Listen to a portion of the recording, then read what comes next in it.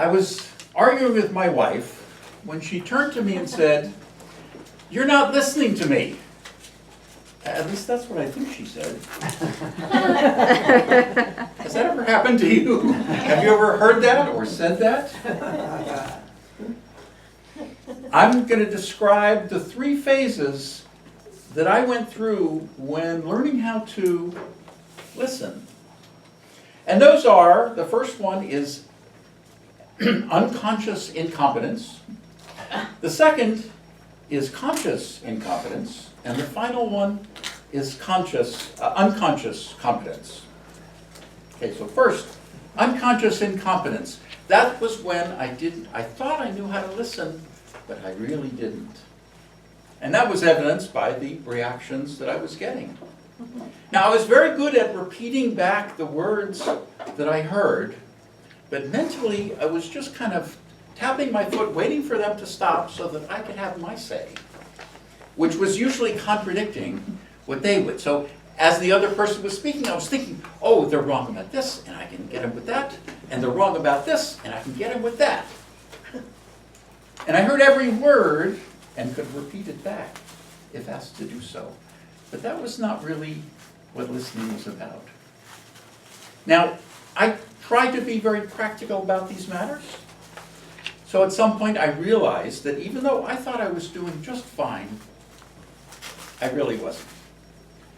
And so when my wife dragged me to a workshop on effective communication,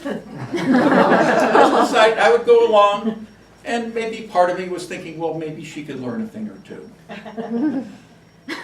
Instead, what I learned was that I wasn't doing it very effectively. And so I went from being unconsciously incompetent, I didn't know what I didn't know, to being consciously incompetent. So now I knew that not only were there things I didn't know, but I wasn't very good at it.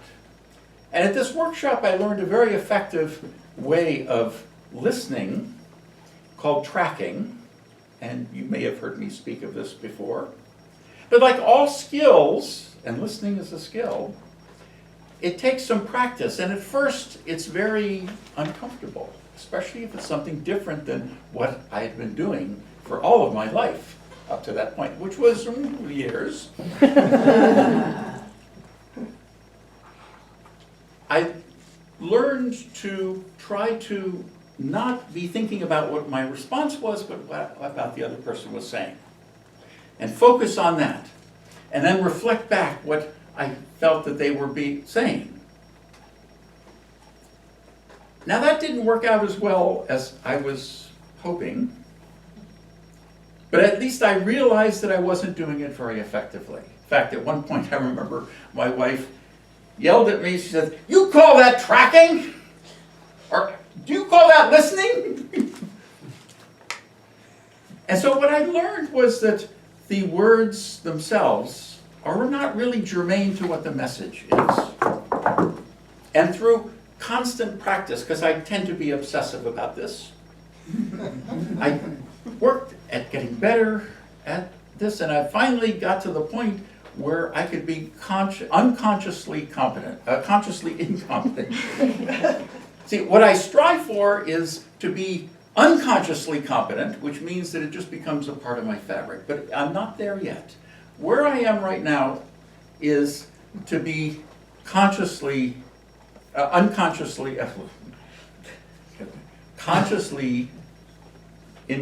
consciously competent, about 50% of the time. Let me demonstrate. The words are not germane to the message. Is everything okay? Fine. The word says fine. Is everything fine? No. So how could you listen to that effectively and understand the message? So maybe something is troubling you. Or, what's wrong, honey? Nothing. Oh, she said nothing was wrong, so hey, we're good. No, maybe there's something that's bothering you and we can talk about it. The point is that the skill that I learned, and I'm still learning, is to understand what that message underneath is. And I encourage you all to do the same.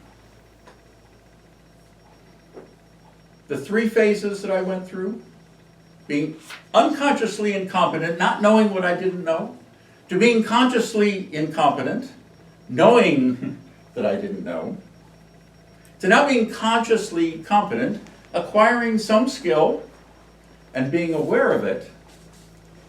And what I strive for is to be unconsciously competent, meaning that I don't even have to think about it. But I still have to think about it, and I bat about 500 when it comes to actually being able to apply this. But it has made a huge difference in my life, and I encourage you all to consider it in yours. Madam Toastmaster.